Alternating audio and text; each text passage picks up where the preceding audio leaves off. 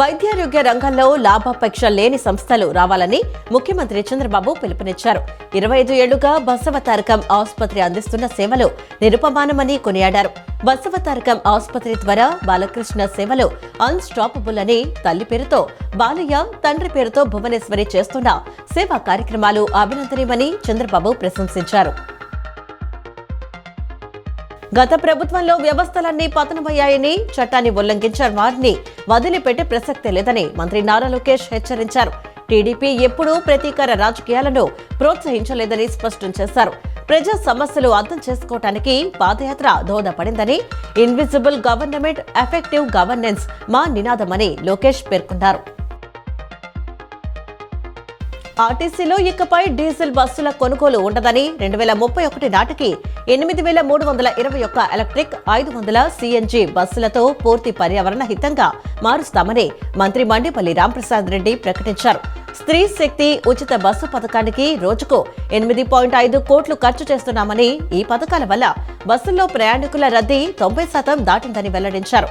గత ప్రభుత్వం కారుణ్య నియామకాలను నిర్లక్ష్యం చేయగా తాము 2 ఏళ్లలో 1780 నియామకాలు చేపట్టామని, లాజిస్టిక్స్ ద్వారా ఆర్టీసీ ఆదాయం 227 కోట్లకు చేరిందని మంత్రి తెలిపారు. ఆంధ్రప్రదేశ్ జలవనరుల శాఖ మంత్రి నిమ్మల రామానాయుడుని సచివాలయంలో కర్ణాటక మాజీ మైనర్ ఇరిగేషన్ మంత్రి ఎన్ఎస్ బోస్ రాజు, ఎమ్మెల్యే బసవరాజ్ రాయరెడ్డి, ఎమ్మెల్సీ బసవన గౌడ బదర్లోలు కలిశారు. ఈ సందర్భంగా కర్ణాటక ప్రజాప్రతినిధులతో మంత్రి నిమ్మల పలు అంతర్రాష్ట్ర జలవనరుల అంశాలపై చర్చించారు.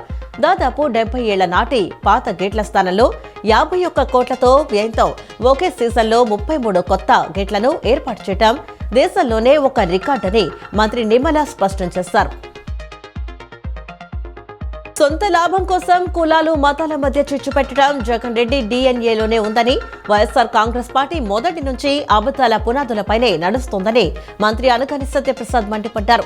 గతంలో 2014 నుంచి 19 మధ్య రాష్ట్రం నిర్మాణంలో ఉన్నప్పుడు ఢిల్లీకి వెళ్లి మరీ డీఎస్పీల పోస్టింగ్లపై జగన్ అబద్దాల ప్రచారం చేశారని, 2019లో ఆ అబద్దాలను నమ్మిన ప్రజలు ఇప్పుడు వారి అరాచకాలను చూసి బుద్ధి చెప్పారని గుర్తు చేశారు.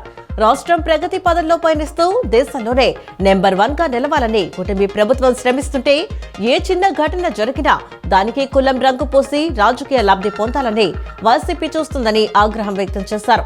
గత వారి ప్రభుత్వ హయాంలో డాక్టర్ సుధాకర్, సలాం, అమర్నాథ్, తోటా చంద్రయ్య వంటి వారు బలైనప్పుడు వీరికి కులాలు గుర్తుకు రాలేదని ప్రశ్నించారు.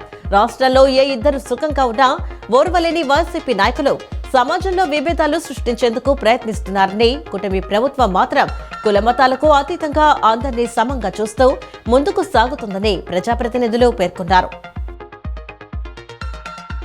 వైఎస్ఆర్ కాంగ్రెస్ పార్టీ నాయకులు ఎమ్మెల్సీ చంద్రశేఖర్ రెడ్డి కాలేజీకి అధికారులు నోటీసులు ఇవ్వడంపై అనవసర రాద్ధాంతం చేస్తూ ఆందోళనలకు దిగటం సిగ్గుచేటని రాష్ట్ర మంత్రి నారాయణ విమర్శించారు.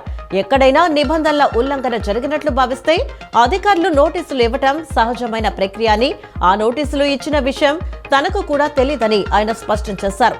ఇటీవల భీమవరంలో తన నారాయణ విద్యా సంస్థలకు కూడా నోటీసులు ఇచ్చారని, ఆ విషయాన్ని తన బియ్యంకుడు గంటా శ్రీనివాసరావు ఫోన్ చేసి చెబితే లోపాలను సరిచేసుకున్నామని పేర్కొన్నారు. అంతే తప్ప చిన్న విషయాలకే రాజకీయ లబ్ధి కోసం రోడ్డెక్కి వీధి నాటకాలు వేస్తే ప్రజలు నమ్మరని హితవు పలికారు. గత వైఎస్ఆర్సీపీ ప్రభుత్వ హయాంలో కక్షపూరితంగా తన నారాయణ విద్యా సంస్థలను రకరకాలుగా వేధించారని, అప్పటి ఎమ్మెల్యే శ్రీధర్ రెడ్డి నేరుగా వచ్చి ఆందోళనలు చేసినా తాను ఎప్పుడూ రచ్చ చేయలేదని మంత్రి గుర్తు చేశారు. తప్పు ఎక్కడ జరిగినా చట్టం తన పని తాను చేసుకుపోతుందని మంత్రి నారాయణ తేల్చి చెప్పారు. స్వర్ణాంధ్ర 2047 విజన్లో భాగంగా 15% వృద్ధి రేటు లక్ష్యంగా పెట్టుకున్నామని ముఖ్యమంత్రి చంద్రబాబు నాయుడు స్పష్టం చేశారు.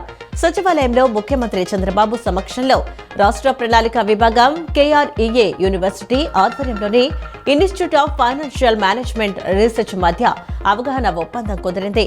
AI, క్వాంటమ్ టెక్నాలజీని కూడా రాష్ట్రంలో పెద్ద ఎత్తున ప్రోత్సహిస్తున్నామని సీఎం తెలిపారు. ప్రజల విశ్వాసమే అధికారుల పనితీరుకు అసలైన ప్రమాణమని, ప్రజా సమస్యల పరిష్కారంలో వేగం, పారదర్శకత, జవాబుదారీతనం ముఖ్యమని రాష్ట్ర ప్రభుత్వ ప్రధాన కార్యదర్శి జె సాయి ప్రసాద్ అన్నారు. ఎన్టీఆర్ జిల్లా కలెక్టరేట్లోని PGRS కార్యక్రమాన్ని CS Sai Prasad, CCLA G జయలక్ష్మితో కలిసి సందర్శించారు. ప్రజలకు మరింత చేరువయ్యేలా స్నేహపూర్వక వాతావరణంలో కార్యక్రమాన్ని నిర్వహిస్తున్న తీరును కలెక్టర్ డాక్టర్ జి లక్ష్మీసా వివరించగా సిఎస్ఐ ప్రసాద్ అభినందించారు. విద్యార్థులకు చెల్లించాల్సిన ఫీజు రియంబర్స్మెంట్ పెండింగ్ బకాయిలను ప్రభుత్వం వెంటనే విడుదల చేయాలని ఏఐఎస్ఎఫ్ రాష్ట్ర ఉపాధ్యక్షుడు సాయి కుమార్ డిమాండ్ చేశారు. నాడు నేడు కింద గత వైసీపీ ప్రభుత్వం చేపట్టిన పాఠశాలల అభివృద్ధి కార్యక్రమాలు నేటికి పూర్తి కాలేదని, కూటమి ప్రభుత్వం తక్షణమే వాటిని పూర్తి చేసి విద్యార్థులకు అందుబాటులోకి తీసుకురావాలన్నారు. విద్యార్థుల సమస్యలపై ప్రభుత్వం స్పందించుకుంటే రాష్ట్ర వ్యాప్త ఉద్యమానికి శ్రీకారం చుడతామని ఏఐఎస్ఎఫ్ నాయకులు హెచ్చరించారు. అన్నదాత సుఖీభవ పథకం ద్వారా రైతులకు కూటమి ప్రభుత్వం నేరుగా లబ్ధి చేకూరుస్తుంటే ఓర్వలేక జగన్ రెడ్డి తన సొంత పత్రిక ద్వారా దుష్ప్రచారం చేస్తున్నారని టీడీపీ రాష్ట్ర అధికార ప్రతినిధి అప్పసాని రాజేష్ ఆగ్రహం వ్యక్తం చేశారు. మంగళగిరిలోని టీడీపీ కేంద్ర కార్యాలయంలో జరిగిన మీడియా సమావేశంలో ఆయన మాట్లాడుతూ పల్నాడు జిల్లా చిలకలూరిపేట వేదికగా రాష్ట్రంలోని 46.85 లక్షల మంది రైతు కుటుంబాల ఖాతాల్లో అన్నదాత సుఖీభవ కింద 5,000 రూపాయలు, పీఎం కిసాన్ కింద 2,000 రూపాయలు కలిపి మొత్తం 7,000 రూపాయల చొప్పున 3,125 కోట్లను ప్రభుత్వం నేరుగా జమ చేసిందని తెలిపారు. 2019లో ఆర్భటపు ప్రచారాలతో అధికారంలోనికి వచ్చిన జగన్ రెడ్డి 5 ఏళ్ల పాలనలో రైతులను అప్పుల ఊపిలోకి నెట్టి వంచారని, రైతులకు చేసింది శూన్యమని అప్పసాని రాజేష్ దుయ్యబట్టారు. మున్సిపల్ రంగంలో ప్రైవేటీకరణను వెంటనే నిలిపివేసి హైకోర్టు ఆదేశాల మేరకు కార్మికులను పర్మనెంట్ చేయాలని సిఐటియు నాయకులు డిమాండ్ చేశారు. 12వ పీఆర్సీ అమలు చేయాలని, సమాన పనికి సమాన వేతనం, పదవీ విరమణ ప్రయోజనాలు కల్పించాలని కోరారు. డిమాండ్లు నెరవేర్చకపోతే రాష్ట్ర వ్యాప్తంగా ఉద్యమాన్ని మరింత ఉధృతం చేస్తామని కార్మిక సంఘం నేతలు హెచ్చరించారు. ప్రజా సంక్షేమం, రాష్ట్ర అభ్యున్నతి లక్ష్యంగా సీఎం చంద్రబాబు నాయుడు నాయకత్వంలోనే కూటమి ప్రభుత్వం నిరంతరం శ్రమిస్తుందని గుడివాడ ఎమ్మెల్యే వెనిగండ్ల రాము అన్నారు. గత 2 ఏళ్లుగా ప్రభుత్వ సహకారం, ప్రజల మద్దతుతో పలు విజయవంతమైన ప్రాజెక్టులు పూర్తి చేస్తామని గుర్తు చేశారు. అదే స్ఫూర్తితో రాబోయే రోజుల్లో మరింత అభివృద్ధి జరిగేలా అడుగులు వేస్తున్నామన్నారు. ఆర్టీసీని ప్రైవేటు పరం చేయడం ద్వారా అటు ప్రజలను, ఇటు ఉద్యోగులను రోడ్డున పడేసే దుర్మార్గపు ప్రయత్నాలు జరుగుతున్నాయని వైఎస్ఆర్ ట్రేడ్ యూనియన్ ఎన్టీఆర్ జిల్లా అధ్యక్షుడు విశ్వనాథ రవి ఆరోపించారు. ప్రజలకు ఉపయోగపడే అన్ని ప్రభుత్వ సంస్థలను ప్రైవేటీకరించడాన్ని తాము తీవ్రంగా ఖండిస్తున్నామని చెప్పారు.